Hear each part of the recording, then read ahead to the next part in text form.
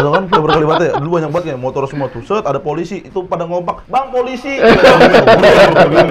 Udah dibeliin baju Kenzo juga, celana NASA ya nggak kan? Luar biasa bener. Waduh. Kok gua ya? Makasih Bang, gitu, makasih Bang, gitu ya kan? Iya, panjang tuh chatnya tuh. Pokoknya kalau chat yang panjang tuh kalau ada notif chat, tapi kita kan Seymour. harus nge-scroll. Nah, panjang tuh.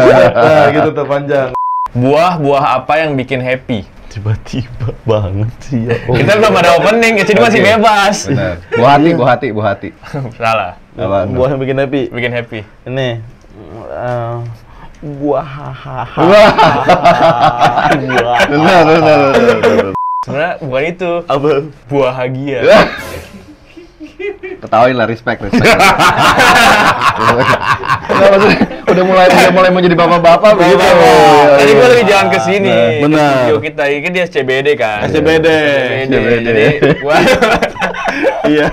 gua lewatin jalan, ada plang gede banget. Pulang gede banget. Buahagia. Terus gua ketawa. Dia jual apa ya? Jual buah kali ya. Buahagia. Buahagia. Kenapa buahagia? Nggak tahu, gua pikir. Tapi yang paling kocak ada di Depok. Yang paling kocak. Paling kocak nih. Wah, lucu banget berarti. Orang jualan jus. Jus. Namanya Juice Through It You. Karena kita belum punya opening nih. Jadi masih bebas kita opening. Boleh tebak-tebakan tiba-tiba. Ya, kita coba namanya riset. Namanya riset. Risetnya sambil ngerol. ngetes ombak. Iya, gitu, nggak apa-apa.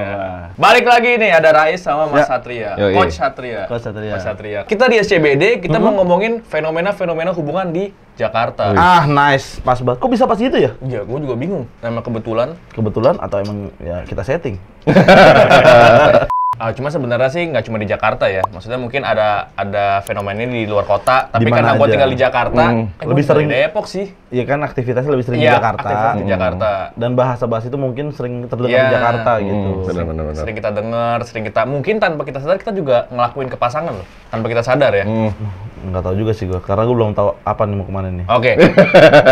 Gua udah siapin tiga istilah dalam hubungan, 3 fenomena ini kita bahas satu persatu dari definisinya, terus gimana cara kita menanggapinya kalau itu terjadi dari sudut pandang Coach Satria. Siap Tapi ya? harus sudut pandang Rais juga dong. Iya. Pasti dong. Kalau kayak pelakunya. Nih nggak tahu nih gua mau apa dulu nih, jangan tiba-tiba pelakunya. Yang pertama itu ada namanya gaslighting. Gaslighting. Gaslighting. Gaslighting apa gaslighting sebenarnya? Gaslighting kali ya? Gaslighting. Gaslighting. Gaslighting. Gaslighting. Guys. Gaslighting. Guys. Pernah denger nggak? Pernah. Belum. Coach belum Gua pernah? Belum. Itu ada di materinya Panji Pragiwaksono loh. Iya, tahu Ya kan? gua. Pernah Dia dengar. kalau nggak salah materinya itu soal berantem sama istrinya, terus istrinya bilang kamu tuh gaslighting. Nah. Tapi Panji nggak ngerti. Sedangkan Panji nggak tahu gaslighting itu apa. Ya, itu di salah satu materinya. Sekarang kita bahas definisinya dulu deh. Kalau sepemahaman gua, gaslighting itu adalah praktek manipulatif.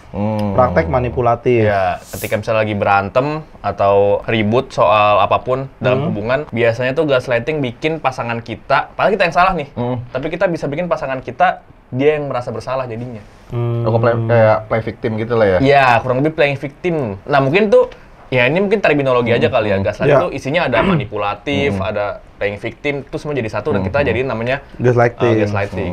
Punya pengalaman gaslighting nggak lu, Is? Atau dapat gaslighting? Apa tadi? Dia Manipulatif. kayak Jadi kayak misalnya lu tahu lu salah nih, tapi lu malah bikin pasangan lu yang ngerasa bersalah. Kayak misalnya lu ngelakuin kesalahan nih, gue ngelakuin kesalahan. tapi lu buat ngedefend.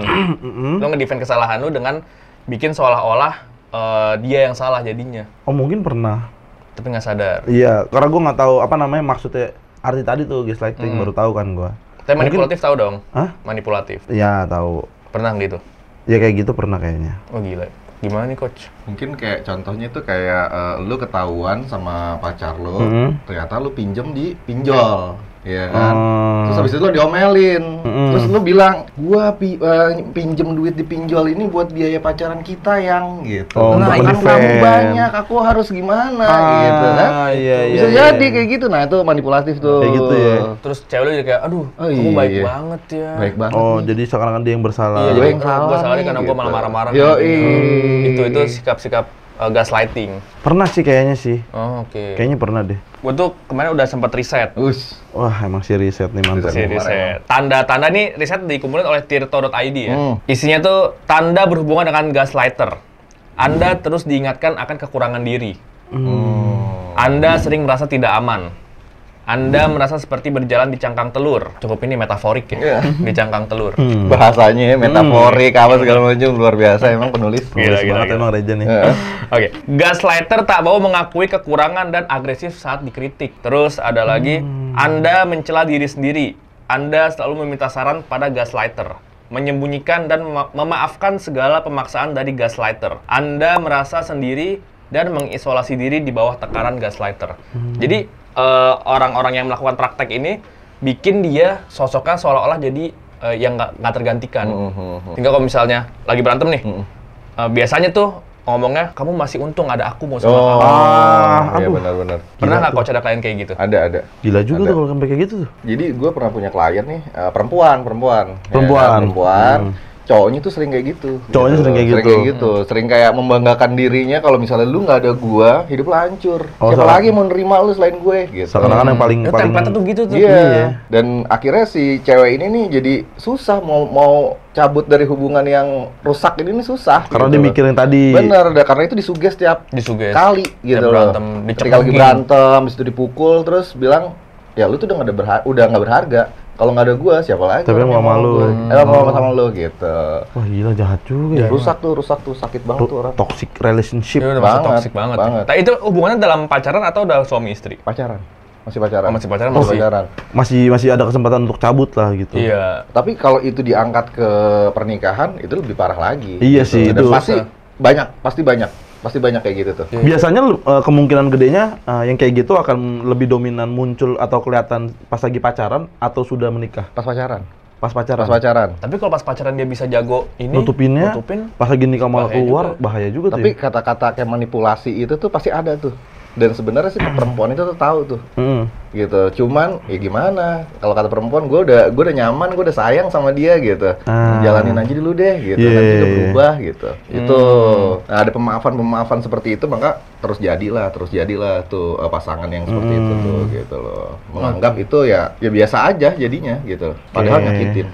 Berarti mereka tuh kayak masih punya ilusi kalau nih cowok gue bakal berubah. Pasti. Selalu kayak gitu ya? Selalu kayak gitu, gitu. Nah, gimana caranya kalau misalnya ada klien lo kayak gitu? Itu udah lewat ya berarti ya? Terus apa saran yang lo kasih untuk menghadapi hubungan yang kayak gitu? Misalnya gini nih, gue balikin pakai hal sederhana. Kalau misalnya pasangan lo kasar seperti itu, ada kekerasan fisik juga, kekerasan mental, dan agak-agak manipulatif kayak gitu. Coba deh, kalau itu terjadi, orang tua lo yang kayak gituin lo pasti lo marah nggak? Oke. Iya. Iya, marah sih pasti gitu. Nah, lo sayangan mana? Orang tua lo? Apa pasangan lo gitu. Orang tua lo yang udah ngelahirin lo, ngebesarin lo ya kan, tapi kenapa lo lebih milih orang yang baru lo kenal belum lama gitu. Orang lain. Nah, di situ dia biasa mikir tuh gitu. Iya juga ya gitu. Iya juga sih kayak gitu, gila juga. Belajar rawat dari kecil, dibiayain di sekolah. Iya benar, tiba-tiba gila karena satu orang yang nggak manipulatif gitu. Iya, entah siapa itu kan, misalkan di luar sana. Udah dibeliin baju Kenzo juga, celana NASA ya kan. Luar biasa bener. Waduh. Kok gua ya? Makasih mah gitu ya kan. Itu tadi saran lu buat orang yang jadi korban. Buat para orang yang praktekin nih, pelakunya. Biasanya mereka itu tuh nggak sadar dan menganggap itu sesuatu skill, men, gitu. Skill. Bahkan bangga dengan bangga. Kelebihan dia. Gue bisa memanipulasi pikiran dan perasaan orang, men, gitu. Itu nggak semua orang bisa, gitu. Oke. Gila. Itu rada susah deh tuh. Itu bukan bidang gue ya. Kalau misalnya untuk itu gitu. Udah bisa dibilang sakit nggak sih orang kayak gitu? Bisa jadi. Sampai kayak gitunya. Tapi ada juga orang yang seneng disiksa. Ada orang seneng disiksa. Seneng. Gua aja macet nggak seneng apalagi disiksa. Akhirnya dia menikmati gitu loh. Oh. Jadi terbiasa disakitin. Biasa disakitin gitu loh. Wah, kebal banget itu ya. Nah, itulah banyak ya istilahnya hal-hal yang benar-benar di luar pikiran kita sendiri gitu loh kan. Ada orang yang wah gila, kekerasan verbal dikit aja udah putus, ya kan? Tapi ada yang suka dibentak, dipukul, ada gitu. Gila. Terus ada lagi yang abis play victim, terus istilahnya ada kekerasan, abis itu si pelakunya minta maaf. Minta maaf nih sayang, aku sampai nangis-nangis gitu. Pokoknya bikin ini, bisa ngechat pidato kepresidenan. Oh, panjang. Istilahnya orasi ya? Iya, panjang tuh chatnya tuh. Pokoknya kalau chat yang panjang tuh kalau ada notif chat, tapi kita harus nge-scroll. Nah, gitu tuh panjang. Biasanya kalau ngechat kan cuma berapa bait doang, gitu kan. Tapi pernah nggak lo nemuin temen lo yang kayak gitu atau terjebak di hubungan yang seperti yang tadi lo bilang itu, pernah nggak sih? Kalau gua pernah jadi pelakunya sih, gua pernah mempraktekkan itu. Tapi memang ini ya ini bagian dari pelajaran juga ya. Itu kan masa lalu. Jadi gua itu pernah melakukan suatu hal yang nggak disukain sama pasangan gua. Tapi gue ngelakuin itu karena lagi berantem. Jadi kayak ketika ditegur, kenapa gue begitu? Ya habis kamu bikin aku kesel, aku jadi begini. Oh, jadi gua lempar lagi ke dia. Oh, itu bentuk defense lo ya? Bentuk gitu. defense, untuk ngelakuin hal-hal yang nggak dia suka. Dan itu kadang-kadang memang berhasil, tapi itu nggak sehat. Benar. Lama-lama sih. Lama-lama dia juga bakal ngebalas dengan hal yang sama. Benar. Lama-lama dia ngelakuin hal yang nggak gue suka, for the sake karena kita lagi berantem. Itu lama-lama ya udah jadi kompetitif, tapi kompetitif yang nggak sehat gitu. Jadi lu ngelakuin ini karena lu begini, Iya. gara-gara lu kayak gini jadi kayak gini. Iya, kayak jadi poin gitu loh. Iya, benar. Jadi nyari siapa yang paling parah nih. Jadi bukan jadi siapa yang paling bagus men-treat pasangan lu. Kayak gitu jatuhnya kayak panci ketemu panci ya. Iya, pong. Enggak klop soalnya, bener. Tadi kan panci ketemu tutup. Klop. Masuk lah ya, masuk. Mas ya. Masuk. Istilah berikutnya nih ya, tadi udah sempat kita sebut juga, ada toxic relationship. Oh, toxic relationship. Toxic relationship juga banyak banget istilah yang ada di hubungan pasangan sekarang-sekarang ini. Nah, gue tuh pernah terlibat dalam suatu obrolan sama Mas Satria ini soal si toxic relationship ini. Oke. Kalau kata coach ini, nggak ada namanya toxic relationship. Oh iya coach, kenapa? Gue bingung tuh. Coba bisa dijelasin nggak coach? Kenapa nggak ada yang namanya toxic relationship? Karena toxic di dalam satu relationship pasti ada dong.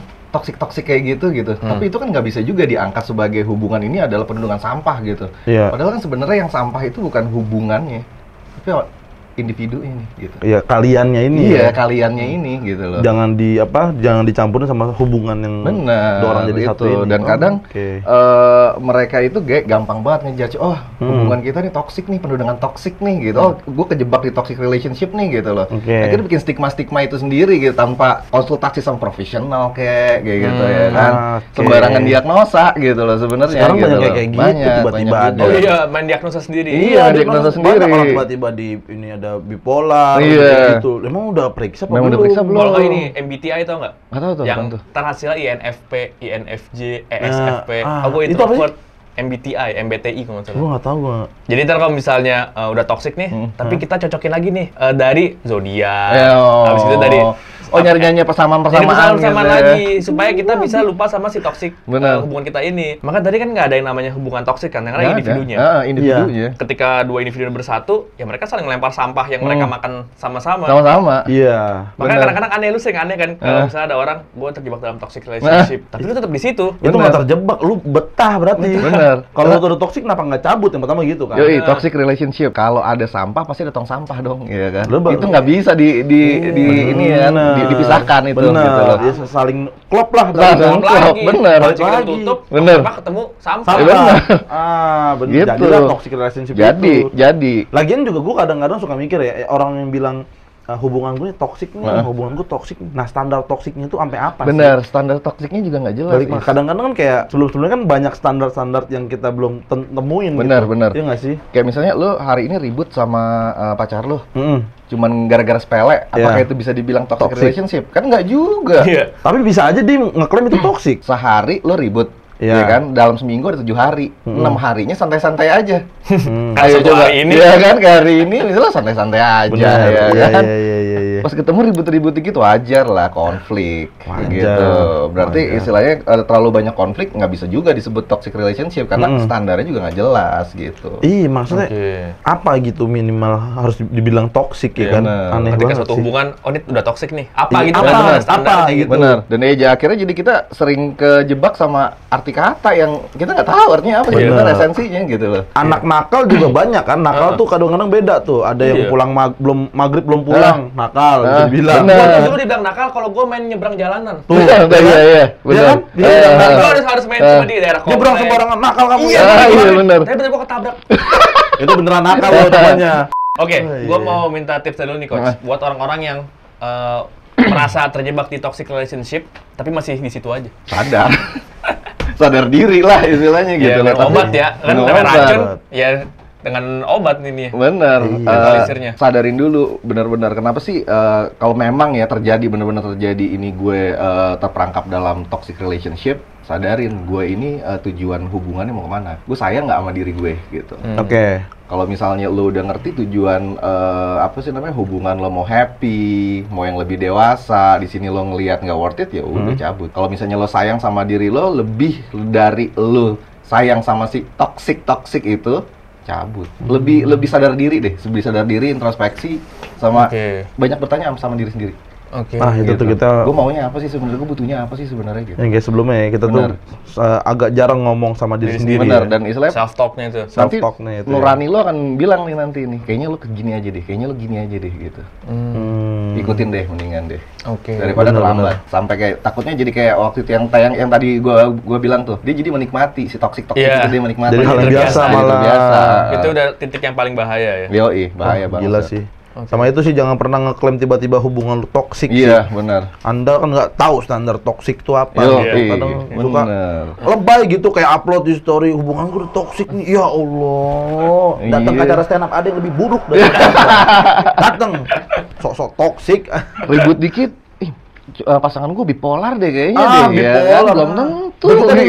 Gue tuh baru tahu tuh ternyata overthinking itu adalah penyakit psikolog gitu yang udah parah banget. Nah, sebenarnya adalah orang yang overthinking itu lu harus ngecek dulu lu beneran overthinking apa enggak. Benar. Karena itu overthinking itu udah penyakit yang parah juga. Benar. Nah, itu Tiba-tiba kan ke kayak psikiater tuh. Iya harus Sampai anxiety kan karena Iya. dokteran. Betul. Emang ada penyakitnya, cuman banyak orang yang tiba-tiba ngeklaim dirinya tuh kayak overthinking. Overthinking gue Nggak gitu. overthinking, lu norak. Kopi mulu. Dengan kopi. Deg-degan lu. Kopi. Lagi espresso 3 shot. Nggak gol-gol lagi. Oh, shoot bola. 3 shot nggak gol-gol. Mas Pai aman, Mas Pai kata Mas Pai Bang Pai aman nggak Bang Pai? Tadi kasih efek-efeknya. Ada bola api. Oke, berikutnya kita mau ngebahas love bombing. Wih, apa tuh? Love bombing tulisannya. Nggak ngerti gue. Baru denger nih gue. Cinta bombing. Cinta Jadi kayak bom, maksudnya? menggebu-gebu gitu loh. Oh. Nah, biasa love bombing ini kebelet. Iya, kebelet banget pengen dapetin cinta. Iya benar kayak gitu. Lebih sampai apa kayak ya? ngelakuin hal-hal yang berlebihan. Gitu.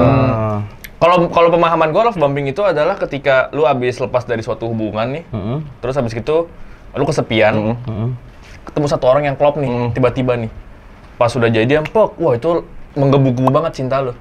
Setiap hari mau ketemu, setiap hari mau makan bareng, setiap weekend ke restoran, di-treat yang baik. Cuma itu biasanya bertahan setahun atau di bawah itu, abis itu udah biasa aja lepas. Itu love bombing. Biasanya itu terjadi ketika itu ya setelah lepas dari suatu hubungan, ketemu orang baru, ngerasa cocok banget, wah dia korbanin semuanya tuh. Dan itu ya permasalahannya adalah durasinya nggak lama. Makanya kenapa waktu gua sama Alia itu kita tuh ngobrol ya, kita sering ngobrol berdua gitu di mobil. Kita aneh banget ya, kita tuh kok nggak menggebu-gebu ya. Kita udah biasa aja gitu. Santai. Ini cinta yang sederhana. Perasaan koci gue tapi gitu banyak tahu nggak sih lo Emang istilah-istilah pengen gitu ngambil lah. posisi lu, Bener, Coach. bisa jadi. Emang. Tapi kalau nggak ngerokok susah dia. Dia adminnya di situ. Ajiannya susah ada di situ. Jadi kalau dia nanya ditarik, pas lagi keluar, jawabannya. Iya. Pilihan ganda ya di situ. Pilihan ganda lagi. Ya, masih harus pilih lagi. Iya, dipilih lagi ya. Kalau love bombing, gua pernah. Itu setelah gua bertahun-tahun belum move on ceritanya. Oke. Terus tiba-tiba ketemu satu orang yang bikin move on, wah itu love bombing banget tuh. Jadi pengen ketemu tiap hari. Terus gue LDR pada saat itu. Gue samperin, gaji gue padahal di bawah UMR. Gue langsung habis gaji gue, yang penting gue ketemu. Terus sebulan ke depan gue nggak makan di kantor gitu. Aduh, itu love bombing tuh. Lu pernah kejebak nggak, Is, dalam sebuah hubungan love bombing kayak gitu? Pernah. Kayaknya gue hampir sering deh. Gue kalau emang awal-awal pacaran sama cewek nih, pasti gue selalu ngorbanin banyak hal gitu. Oke. Apa-apa di awal-awal? Di awal-awal selalu kayak gitu. Oke. Gue sering kayak gitu deh kayaknya. Untuk kayak dulu misalnya dapet pasangan nih gue. Karena kan mikirnya adalah di saat awal kita baru jadian, pasti kayak, wah dia udah menerima gue nih, gue pengen ngelakuin yang terbaik buat dia.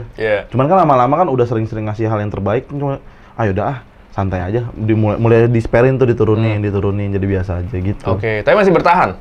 Masih bertahan. Itu tuh kadang-kadang tuh, ada yang masih bertahan dan mereka ya udah kompromi dengan itu. Tapi ada juga kan yang pas udah jadi biasa aja, kok lu nggak kayak dulu sih? Jadi dipertanyakan. Nah, Coach, gimana Coach? Buat orang-orang yang lagi love bombing nih, mereka menggebu-gebu di awal, tapi ntar nggak tahu berapa lama durasinya, jadi biasa banget sehingga dipertanyakan lagi. Kok lu dulu awalnya masih begini? Karena di awal-awal kita tuh sering ada banyak kayak statement-statement gini, Zah. Cinta tuh harus berkorban, Zah. Iya. Iya kan? Cinta harus berkorban. Kan memang itu esensi cinta. Kalau pas ketika lo jatuh cinta dan lo mencintai seseorang, apa yang lo kasih, apa yang lo lakukan itu bukan suatu pengorbanan. Kewajiban. Gitu loh. Pleasure. Kenikmatan ya kan. Lu sampai kayak apa sih namanya, gaji lu di bawah UMR tadi ya kan. Sebenarnya terus lu buat ngasih orang yang lu cintain bla bla bla sampai dia kelaparan. Kalau misalnya dia merasa cinta, itu bukan pengorbanan, itu pleasure. Itu kenikmatan gitu loh. Buat diri gue sendiri. Bener, ikhlas lu ngelakuinnya gitu. Iya sih. Oh, berarti itu bukan sebuah pengorbanan. Bukan sebuah pengorbanan. Ikhlas tuh kayak lu, sorry ya, pup pagi-pagi, terus lo kan nggak cari, pup gue mana ya gitu. Iya sih. Udah gitu. Masa iya, besok keluar bener gitu, bener-bener. Ya udah gue ikhlas ngelakuin ini untuk lo gitu. Jadi cinta tuh nggak butuh pengorbanan, butuh ikhlas. Oke. Gitu. Gue ngerasain itu waktu SMA sih. Nah. Ada di cerita waktu itu. Yang gue bilang gue jemput dulu. Jadi sekolah gue tuh cuma deket Is, cuma sekitar 1 kilo lah. Oke. Tapi gue jemput dulu, kok rumahnya jauh. Itu sekitar 10 kilo. Waduh, jauh banget itu, bukan jauh lagi itu. Jauh lagi 10 kilo kali ada. Jadi gue for the sake, gue nih pacar, gue tuh pengen ngejemput lu, gue pengen nge-treat lu. Jadi gue lakuin itu setiap pagi. Yang tadi gue cuma perlu 5 menit ke sekolah, jadi setengah jam. Aduh, untuk jemput dulu. Padahal kalau dipikir-pikir kan, gila itu ya. Gila banget ya. So, dia pernah cerita, dia pernah ngasih handphone ke orang yang disuka, tau gak sih? Handphone? Nggak ada hubungan pada HTS pada saat itu. Handphone, gila ya men, HTS aja handphone ya kan? Gila. Gimana pacaran? Kalau gitu gue HTS-an sama lu. Iya, dapat mobil ya kan? Mazda 2. Gue pernah kayak lu persis SMP. Lu jemput dulu tuh? Gue kenal sama cewek ini di tempat les gua. Oke. Jadi kenal. Gua kan ya kan emang gue suka ngelucu aja kan. Jadi di kelas les gua tuh gue biasalah ngelucu. Jadi sepeda seneng. Nah tuh ini cewek nih wah ini cakep nih, gue deketin nah. Nah gue tuh kalau berangkat sekolah ke SMP gue sama kayak lu deket. Cuman kan gue bawa motor deket. Cuman gue tuh harus malah gue harus lewatin SMP gue dulu nih. Gue kayak bisa absen pertama nih. Gue kayak lewat dulu jalan ke sekolahnya dia. Jaraknya tuh di 4 atau 5 kiloan lah, 5 kiloan. Datang ngejemput dia, terus nganter ke sekolahannya dia. Terus habis itu baru balik ke sekolahan gue. Jadi gue tuh, yang tadi gue bilang, padahal udah lewat SMP gue, tapi harus gue lewatin dulu demi nyamperin dia. Tapi itu gue nggak pacaran. Nggak pacaran, terus udah ngelakuin itu tuh sampai beberapa bulan, akhirnya dia pindah ke Manado. Sampai sekarang lost kontak. Ya. Bukan jodoh berarti. Bukan jodoh, bener. Kan jodoh nggak ada yang tahu kan. Iya. Tapi waktu itu gue ngelakuinnya juga seneng gitu, karena kan kayak nggak ngerasa ada beban kan. Iya. Malah kayak lu pas malam-malam tuh kayak aduh mules gitu loh. Aduh besok nggak sabar nih mau besok. Kayak lu besok mau jalan ke Dufan gitu. Berangkat pagi. Maksudnya ada kayak rasa aduh mau tidur tapi nggak bisa tidur. Bener. Iya kayak gitu. Pas pagi semangat gitu bangunnya. Itu hari pertama tuh. Itu gua hari pertama jemput tuh jam 5:30 gua jalan masih gelap. Sampai nenek gua nanya berangkatnya pagi banget. Iya ada tugas. Wis, tugas untuk jemput si cewek. Asik. Gila, SMA kelas 1 ada tugas tuh. Gokil. SMA juga lu ya? SMA kelas 1. SMA kelas 1. SMP gua ya. Naik motor? Naik motor. Oh, berarti ojol udah lama ya. Berarti sebenarnya ojol tuh udah lama. Iya. Nggak sama. Gua dapat bintang berapa kali ya? Udah juragan kan? Juragan. Iya, juragan kita ojek lama. Sesuai aplikasi. Ojek lama. Iya. Tapi lu waktu jemput nganterin pulang lagi nggak? Kadang. Nah, gua tuh pulangnya juga, Is. Kadang gua. Oh, kalau lu pulang pergi gua udah dari kontrak kayaknya. Bayaran dua. Oh iya, ojek langganan. Bulanan online lagi di bulanan itu bulanan. Bener. Lu kan punya ojek namanya IEK. Kalau gua pas TK namanya ini Bang Jack. Jangan sama. Si yang pakai Shogun merah. Iya. Pantes agak lama jemput lu dulu kali ya. Tapi sebenarnya waktu gua pikir-pikir ya, pada saat itu gua kan love bombing ya. Terus pas gua tahu dia dianterin cowok lain, gua marah banget. Ya wajar cemburu lah. Karena lu pacar di situ posisinya. Iya, karena biasanya sama gua gitu pulang pergi, tiba-tiba sama cowok yang pulangnya searah. Oh, gua marah banget saat itu. Padahal gua juga kondisinya nggak bisa nganterin karena ada PM pada saat itu. Oh, pendalaman materi. Kadang-kadang gua jadi nggak logis ya, kayak anjir kenapa gua dulu marah-marah ya? Nggak logis banget gitu. Cuma karena gua mau memuaskan rasa cemburu gua, terus gua ngelupain prioritasnya dia untuk pulang gitu. Oh iya, kalau misalkan lu marah, terus dia ngelakuin, dia nggak bakal pulang sampai sekarang nih. Lah, iya masih di sana. Sampai sekarang. Sampai dewasa. Sampai dewasa. Gue baru inget tuh, gue pernah punya satu klien nih perempuan, ya kan. Ada istilah pertama sama istilah kedua. Oke. Itu cowoknya kayak gitu semua. Oh, love bombing. Jadi satu.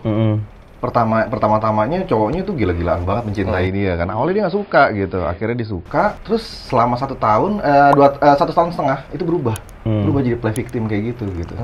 Sampai kejadian hal-hal yang ya gitu deh. Ada aborsi, gitu serius bener 3 kali dia bilang gitu. Dan si cowok ini udah kayak ngerasa nggak bersalah. Dibalikin lagi sama cowoknya, itu adalah salah lu gitu. Ya lu orang mau gitu ya. Dan si cewek ini susah untuk keluar.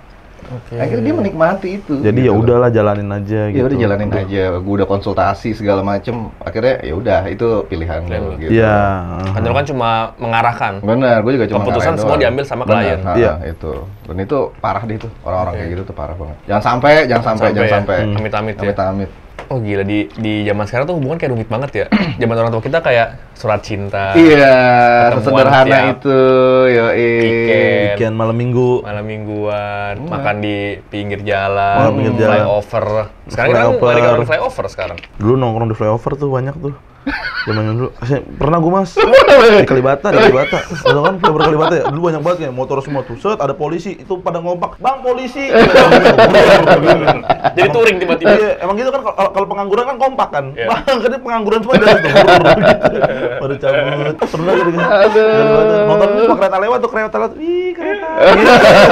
Kereta macet. Iya, bawa bekalnya apa kuaci sama air putih. Kalau bubar di set kacang semua sama kuaci, sampah mulu.